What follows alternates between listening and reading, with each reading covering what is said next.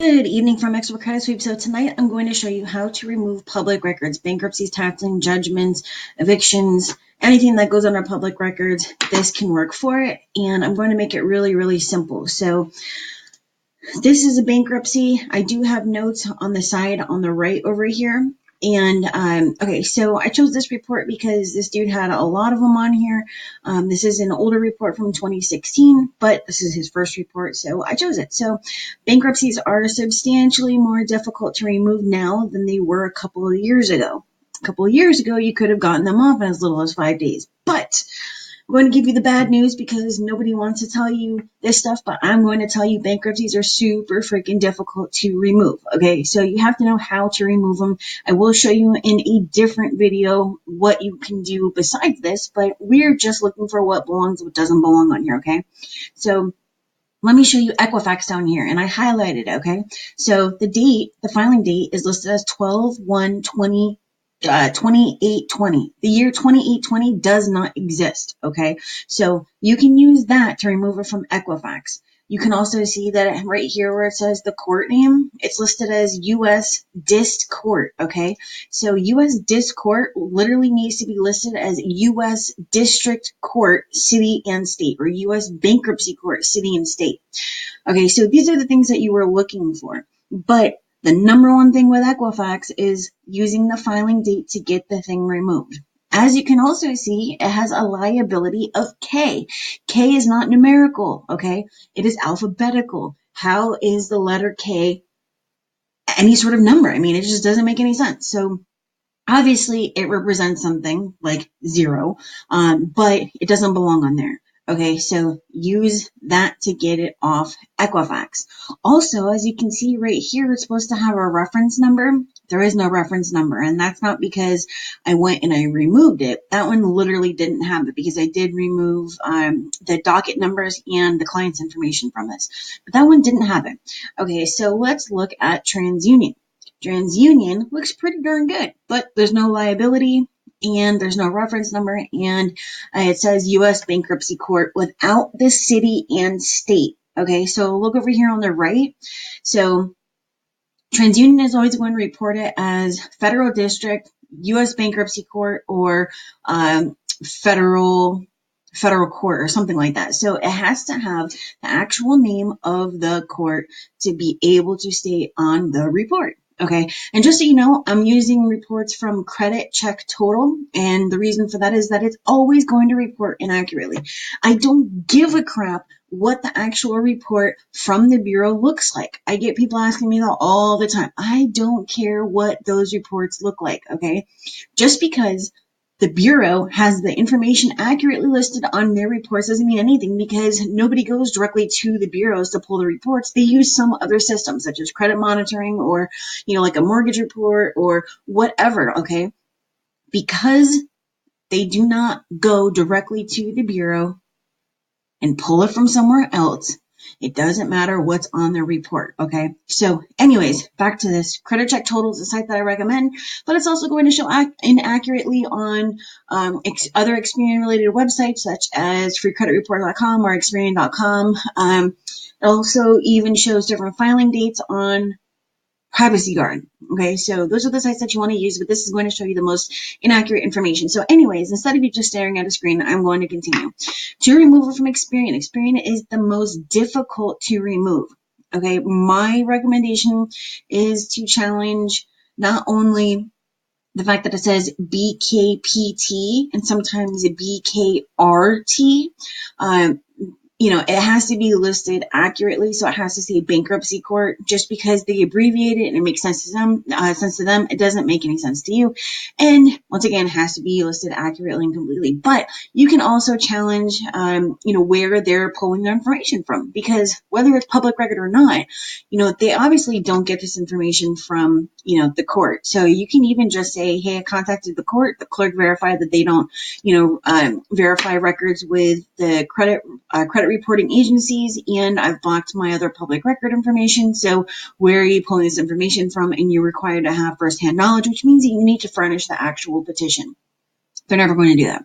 So as you can see right here, 2020, U.S. Dist Court, K, 1820, Seriously, U.S. District Court. Okay, so I'm going over to liens. These are very, very easy. So in comparison to bankruptcies, these can come off as soon as the bureaus get the actual information. But just as I'm showing you that there's errors on here, you also have to show them that there's errors on there, okay? So print out page 5, or if it's 5 through 6, whatever it is, that's going to be the public record pages of the report. Mark it up like I have, not with these highlighted dots because those go with the comments over here. But put the arrows on there, or right down here, choose, you can do this with the, obviously you can just print it out and write on it, but you can also use something like this, and I'm using Cami. You can also use a screenshot extension, whatever, but you can just put, that TransUnion shows, if I could spell correctly, TransUnion shows this was paid. Delete.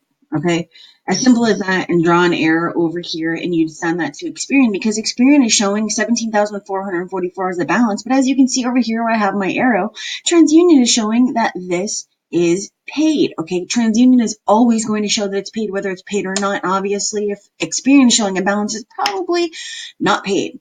Okay, so you can use that to get off Experian, and you can use it to get off TransUnion. But look at the court name. The court name shows Recorder of Deeds. That is a type of court, okay? Another thing is right here it says plaintiff. Look all the way across here. B184P63. What the hell is that? It's not a plaintiff. I mean, unless we are all numbers now or whatever. As you can see, the dates are the same. The court obviously is not the same, but the only thing that's reporting inaccurately on Experian is the balance. Use TransUnion to get Experian off. This one, however, does not have anything on here to use in comparison. So this was actually a good thing to show you, because you can just state this was paid. Okay, so the balance of $11,826 is not correct, but you also need to remember that July 1st changes made it so that your name, date of birth, and like social or whatever is supposed to report on the public record section for judgments and tax liens. And because your information is not reporting on here, it has to be removed. Okay. So same thing with Equifax over here, just as the bankruptcy, it's reporting a filing date that doesn't exist, 110001. BUR CDC. Just because they understand what it is doesn't mean that's reported accurately. It actually has to have the legal court name, okay? And this one right here is still showing, 17,444. Use a TransUnion to get that off, or use the filing date, okay? And these, not this one, this is a different client with the bankruptcy, but these 3 reports here are all one client, where it says AF Report 1, AF Report 2, actually it says 21, and AF Report 3. That was just a typo. So let's look at number 2. So this is his, that was round 1 when he signed up, did his analysis, first disputes. This is round 2.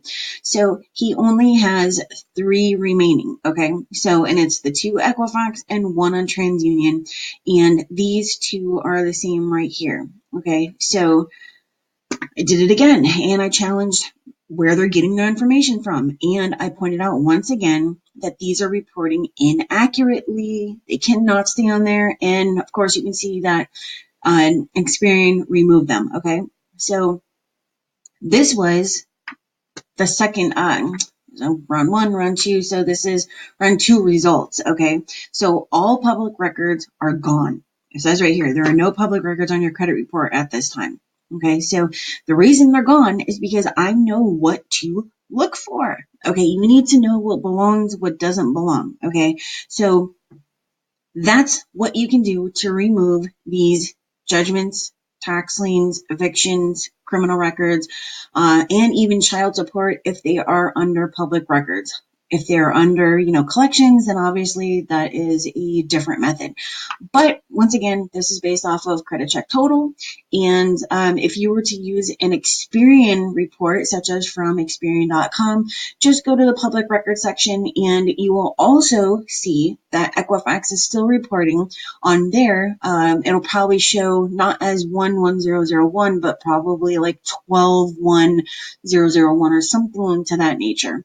So anyways, if you have questions, you can obviously go to expertcreditsweeps.com/book-online and find out how I can assist you with your public records or, your collections, charge-offs, whatever. Find out what I can do for you today. So you guys have a great evening. I will be coming out with another video sometime soon. I'm pretty darn busy right now, but just had the baby and everything. So anyways, if you need assistance, let me know, and otherwise I'll see you guys on the next video.